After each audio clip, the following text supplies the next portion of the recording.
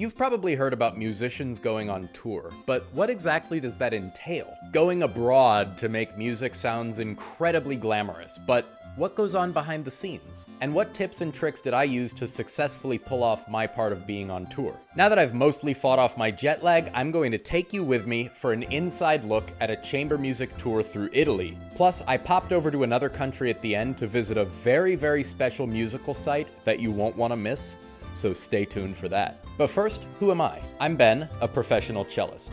I'm the associate principal of the Jacksonville Symphony, but I also have a busy freelance career in the Chicago area. And one of my very favorite things to do as a musician is to play chamber music. So I was particularly excited when I got invited by some of my favorite colleagues to join them for their 2025 European tour. So grab your passports, fasten your seatbelts, and let's head over to Naples, Italy. Before I headed to the airport, I wanted to practice a little bit. I'd had a busy few days, including a 2-day road trip, and I wanted to make sure my playing didn't atrophy. On the contrary, it felt better than normal once I'd done some scales and arpeggios to get reacquainted with my beloved instrument. Sometimes a little break can do wonders. I enjoyed doing some leisurely popper, and I was delighted to be joined by one of my favorite practice companions. And just like that, I was off to the airport. I checked my luggage, said arrivederci to my wife, and then cleared TSA. Next, time to grab dinner in the lounge, one of the perks that sometimes comes with long-haul travel. I did some bird watching, you could say, to see if I could spot the Dreamliner that was going to take me to Napoli. I couldn't find it until I got to my gate, but the view was great nonetheless. Okay, there it is! Look at that majestic beast. Let's board it. Flight attendants, prepare for takeoff. After a couple of tastier-than-expected airline meals and a sum total of perhaps 24 minutes of sleep, we landed in Naples and disembarked.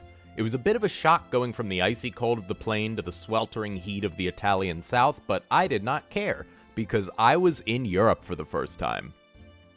I hauled my bags to the hotel and checked in to freshen up, because I had a reservation to make. 4 p.m. at what may be the world's first pizzeria. After all, if you're in the birthplace of pizza, you'd better try some. And boy am I glad I did. This was just incredible. Since I had trouble finding the train station when I was going to the pizzeria, I decided to walk back to the hotel, which gave me the bonus of getting to explore the city a little more. It also helped me stay awake. I wanted to make sure to stay up a little bit in my valiant fight against jet lag. But by 8-something that night, it was time for bed. See you tomorrow. I got a solid almost 10 hours of sleep and was cautiously optimistic that I had beaten the jet lag. Which is good because after some breakfast and quiet time at my hotel, it was time to go to Bologna. After an espresso, I went to find my train, and after a little chaos with the train schedule, I was on my way, reaching speeds of up to 250 kilometers or 155 miles per hour. Boy, oh boy, does Italy have some beautiful scenery. Plus, as a bonus, we passed through Rome.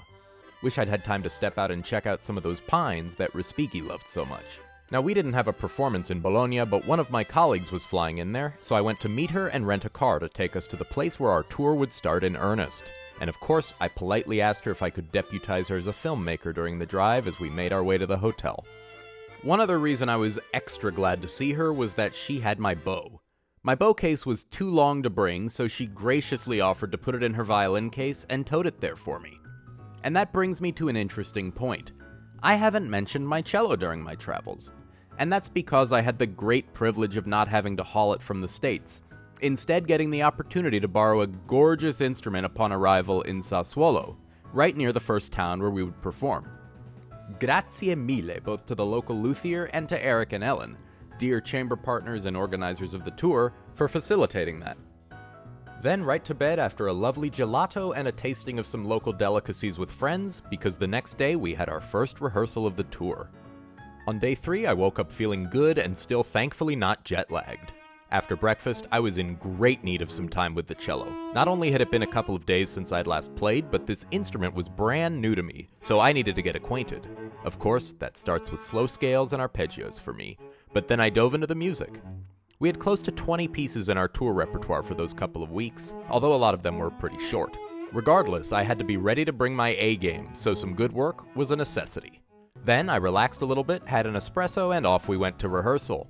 I was stoked about our practice space for the afternoon because our clarinetist is the son of a local vintner, and we got to rehearse at his sprawling property in Castellarano. Between the majesty, the hospitality, and of course the animals, it's hard to describe how wonderful this place was. Plus, our rehearsal room had amazing acoustics and quite a view. We rehearsed for several hours, and this cello was amazing. Super powerful sound production and just felt great in the hands. We went to a wonderful dinner afterwards, and then we ventured out to watch a community band rehearsal. What I expected was a fun experience where perhaps I'd make a few new friends. What I did not expect was to be invited as a guest conductor, but that was of course deeply thrilling.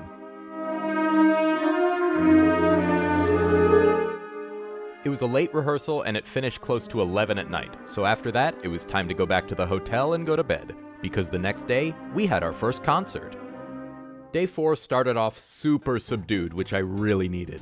I slept in, had my now daily espresso, and chilled for a while, because I had to be rested for our performance. The drive there was unbelievable, and so was the venue. The Borgo Antico Le Viole in Castellarano, up in the hills just outside of Sassuolo. We got there early and did a sound check, and that's one of the most important things to do on tour. Every venue is different, so we need to get used to the acoustics wherever we go, and figure out how to best listen to each other, play together, and balance the sound. It was particularly important for me, since it wasn't my cello that I was using, and I needed to be extra sensitive to ensure that this mega powerful instrument wasn't covering anyone. The concert went really well, and I got to do my first ever public speaking in Italian. It was terrifying and grammatically very incorrect, but fun too. Despite us being in a small village, we had a full house which warmed our hearts. There was a lovely reception afterwards that was jam-packed with the kindest people you'll ever meet, and we got back around midnight, meaning it was time to get some shut-eye before sightseeing the following afternoon. By the 5th day of the tour, I was starting to feel less like a tourist and more like a local. Spent my morning on laundry, exchanging a pair of shoes, that kind of thing. Nothing glamorous. But in the afternoon, we went into Modena, a larger city just about 20 minutes from Sassuolo.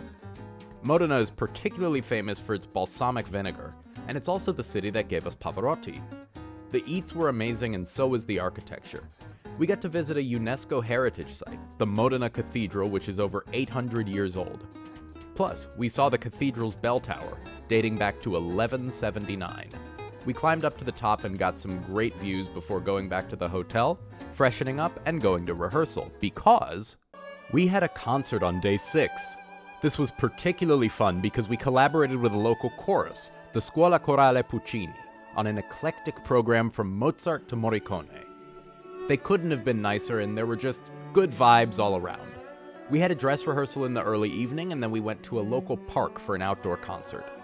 We got super lucky. There were thunderstorms predicted, but all rain held off until we had pulled back into the hotel parking lot. It was a magical experience performing under the night sky, and we were lucky to have both a great MC, shout out to Max, and an enthusiastic audience. Even though the daylight hours had always been scorching hot during this trip, the nights and early mornings are incredibly pleasant, so the whole thing felt really nice.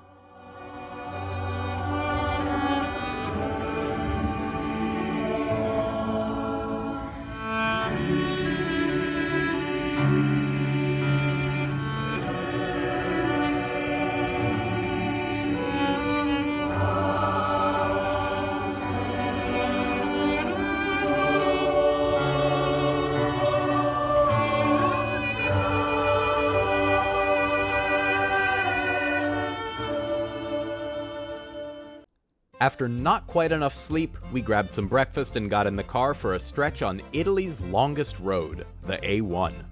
We were off to Florence, the capital of legendary Tuscany. Even though the maestro said there were no places available there, we got into a great hotel. Let me know in the comments if you got that reference. Anyway, I was pretty wiped after the drive, so I didn't do any museums that day, but I did take in some great views. One of my other goals of this trip was to get as much Italian language immersion as I could, so I popped into a local barbershop to get a haircut while trying to use as little Google Translate as possible. I think they did a great job, and it certainly helped me feel a little bit better with the Tuscan sun beating down on me. Let's just say I was grateful for the AC unit in my room. By the way, how about this vista from our balcony? The Florentine night is a thing of beauty for sure.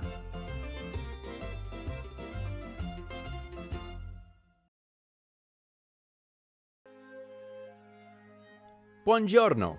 Time to rehearse. Our rooms at this hotel were pretty palatial, so we were able to gather as a sextet in one of them for a quick repertoire touch-up. Thereafter, it was time to put my tourist hat back on. I had had some technical difficulties that prevented me from getting tickets to the Statue of David and the Uffizi Gallery. Long story and boring story. But I did get to go into the Piazza del Duomo to see some Renaissance greatness. Hundreds of years later, you could still feel the heartbeat of Medici patronage. In the Opera del Duomo Museum, I found some old music, plus a no-signal error that dates all the way back to 1473. Wait, that doesn't sound right. After the museum, it was time to go to the Campanile di Giotto for an indoor hike. America's national pastime is baseball, and it seems Italy's may be climbing bell towers. This tower was architected by Giotto di Bondone, whom I remembered well from my semester of Renaissance art history in college. 414 steps to the top, which was quite a trek. In fact, I thought about buying another piece of checked luggage for my calves, but the view was worth it.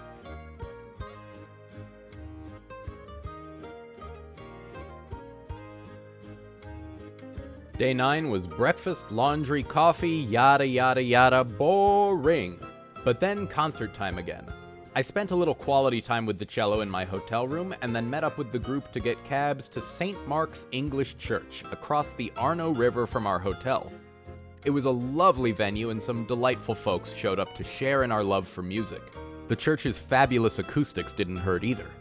Then time for an Italian dinner. I'd been on a little break from Italian food, but after an excellent paneer dish one night and nachos the next, the time was right to get back to some local cuisine. Beautiful meatballs and some perfectly executed taters. The following morning, I got some breakfast and then readied myself and my luggage for the next leg of our voyage. Milan, which some may call the NYC of Italy. We took a high-speed train, which proved to be a less chaotic experience than the last time I traveled by rail there. Plus, I had a seat for my cello. Almost as soon as we got in, it was time to play a concert at Casa Verdi. This is one of the things that I was most excited about on this trip, because it's a retirement community specifically for musicians, and as the name suggests, it was founded by none other than Joe Green himself, Giuseppe Verdi. In fact, he and his wife Giuseppina are interred there, and it was quite a special experience to visit them, as it were. After we played, we were given a fabulous tour and we got to see some amazing things, most notably Verdi's piano and his chair, or chairdy if you will. It felt so cool to be up close and personal with history like this.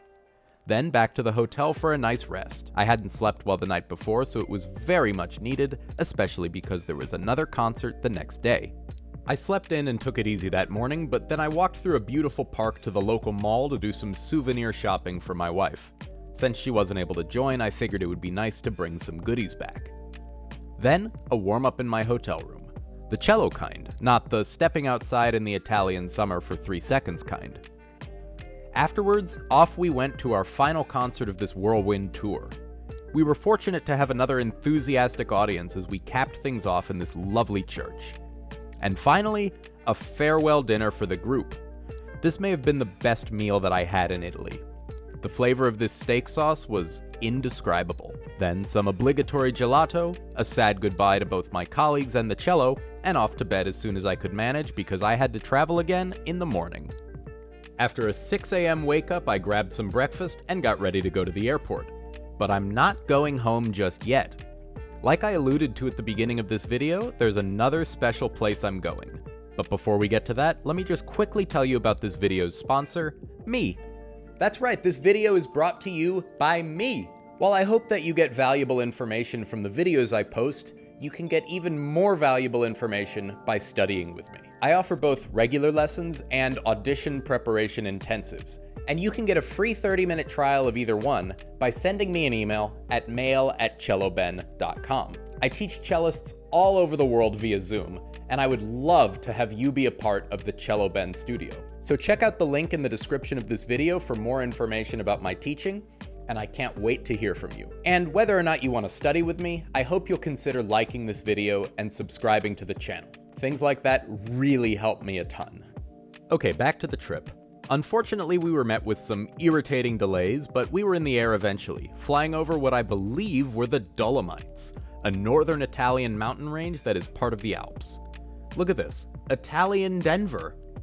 This is the first time I've booked myself a window seat in years, and I did it just so that I could get this view. Plus, it was a super short flight, so I didn't expect to need that precious aisle access. Shortly after taking off, we landed, and then... Y'all, I'm in Germany. I was supposed to have a tight connection here in Munich to go to Cologne, my intended destination for the night. With our delay, I got rebooked to a later flight, and I made it there eventually. Sadly, my bags didn't, so I had to pick them up the next day. Lots of anxiety, but they were thankfully waiting right there for me the following afternoon. My friend was kind enough to pick me up at the main train station, outside of which this incredible cathedral stands. But I wasn't just here for cathedral viewing. I had a mission. You see, so much of my musical passions involve works by German composers, and there was a pilgrimage I wanted to make to a very special place.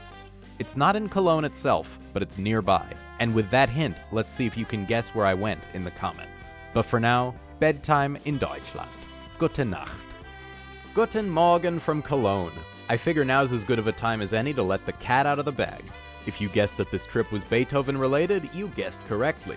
Mr. B was from Bonn, which is very close by to Cologne, and I decided that I'd take advantage of the fact that I was in the EU to pop up to his old stomping grounds and check out the museum within.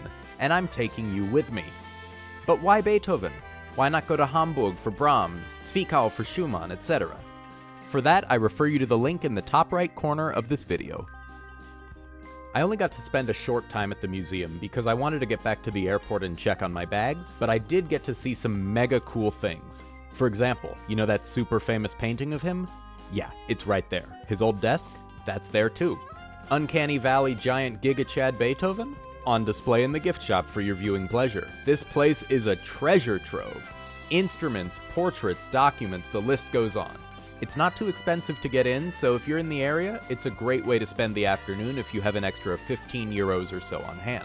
The day ended with some stress, since I was delayed getting back to Naples. That's where I had to catch my flight the following day.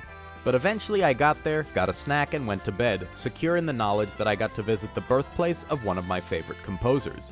For now, buonanotte. I woke up in Naples and grabbed a cab to the airport because I was going back to Chicago that day. Or so I thought. Unfortunately, that's not what happened. Our incoming flight got diverted to Rome because something was going on with conditions outside that made it impossible for them to land in Naples.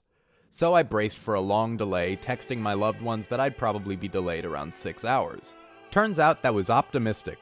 They canceled the flight for the day and I proactively got myself a hotel. Turns out it was the worst room I've ever stayed in my life. The Naples airport is awful and chaotic in and of itself, so if you can avoid it, I recommend doing your flying elsewhere. But if you do find yourself at that airport, definitely avoid the hotel there. I was enticed by the fact that I could walk there from the terminal, but I was dismayed when I was essentially given a tiny, dirty closet. I had planned to spend the night alone, but an enormous moth decided to pay me a visit too. I walked next door to get some shamefully bad pizza considering where I was, and went to bed sad and angry, not daring to be hopeful about the next day's travel. Okay, trying again to get home. Things were going okay, but I was done with optimism. I'm not usually a superstitious fella, but I wasn't taking any chances by getting my hopes up. We were a bit delayed, but I was okay with that as long as we got off the ground that day. And while I was waiting to go to the gate, I got a strange notification. They changed my seat. I was briefly concerned, worrying that they oversold the flight and bumped me somewhere worse on the aircraft. But I quickly realized it was the other way around, and they had bumped me up to business class. But before getting excited, I just wanted to get off the ground, and delays kept coming. Finally, we were on our way, and I was taking in the view, wondering if perhaps I was looking at Mount Vesuvius. Maybe one of my fellow geography enthusiasts can weigh in the comments. As I said ciao to Italy, I finally started to calm down a little bit and settled into my seat. I tried to savor every bit of the flight because I know that I got extra lucky, and that's not the kind of thing that I have the coin to do on a regular basis. Everything was really top-notch, especially the meals. I was comfy the whole time and had more than enough room, and around 10 hours later, we touched down at O'Hare, and I quickly got my baggage and passed through customs. At long last, I was back in my homeland, and I was privileged to have a fantastic welcoming committee. Now, when I decided to make this video, my goal was pretty simple. Show you what it looks like to go on tour as a musician, and how things work behind the scenes. But it also ended up with another message. Things like this can look incredibly glamorous, but there's also a lot that can go wrong. So as much fun as touring can be, make sure that you're mentally prepared for unexpected happenings, and that you do your very best to keep a cool head. That being said though, would I do this again? In a heartbeat. In fact, comment your country down in the comments section of this video, and who knows, maybe I can go play a concert there. But for now, I think I'm gonna spend a little bit of time on the ground. And as always, I look forward to hearing what all of you wanna see from this channel. More vlogs like this, more technique tutorials, more orchestral repertoire crash courses, more excerpt stuff. Let me know. Anyway, I hope that all of you have a beautiful rest of your day, and I very much look forward to seeing you in the next video. Ciao for now.